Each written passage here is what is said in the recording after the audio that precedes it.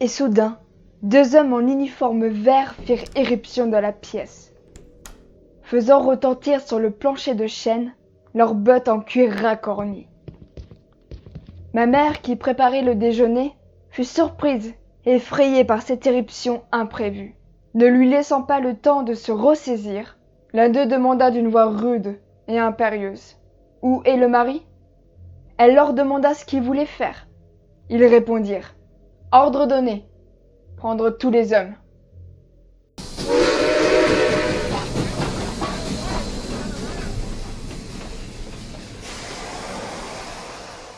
Nous sommes un 14 décembre 1943, à l'aube d'un non-lendemain pour certains hommes de Nantua.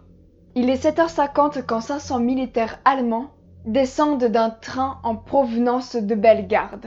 Toutes les accès donnant à la ville sont alors fermés et le reste des soldats sont déployés dans les rues. Leurs bottes claquent contre le pavé d'un pas de course cadencé.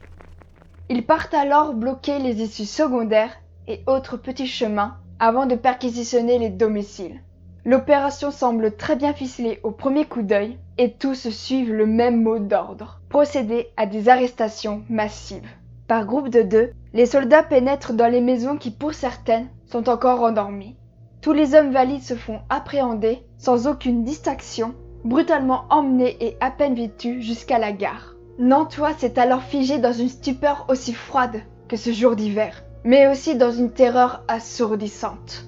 Bien que la rafle épargne le corps médical, le docteur Mercier se fera arrêter alors qu'il quitte son domicile.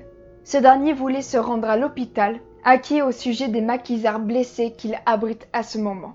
Le docteur se voit conduire à la gare comme les autres, avant d'être mis à l'écart du reste de ses compagnons, où il retrouvera sa femme Paulette au bureau du chef de la gare.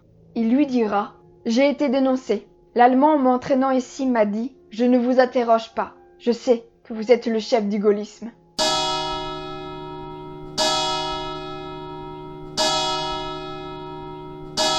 Le collège de Nantua connaîtra le même sort au cours de la récréation de 10 heures. L'établissement est alors investi pour être fouillé, tandis que les élèves, professeurs et membres du personnel sont alignés contre un mur dans la cour. Les élèves sont alors passés en revue et certains se voient sortir du rang, ceux considérés comme étant majeurs ou qui en donnent l'air de par leur taille. En colonne et par 3, élèves et membres du personnel vont alors rejoindre le reste des hommes, dont les femmes de ces derniers apportent du lainage, un peu d'argent et de la nourriture.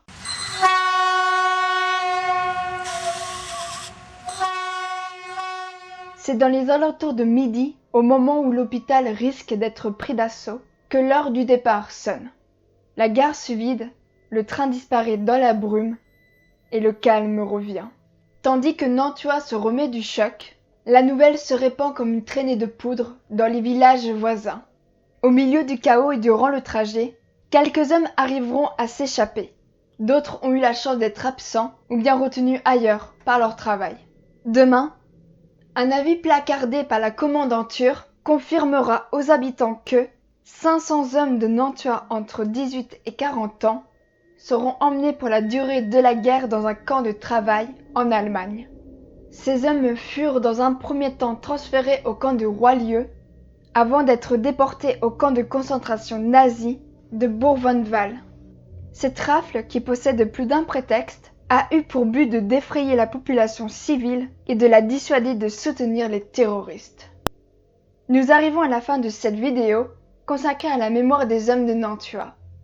N'hésitez pas à commenter, à aimer et à surtout partager, ainsi que de vous abonner pour ne rien manquer. Vous pouvez également me suivre sur mes différents réseaux sociaux et me soutenir sur mon Utip. Restez curieux et surtout n'oubliez pas, l'histoire est un perpétuel recommencement. À très vite, ce frère d'armes.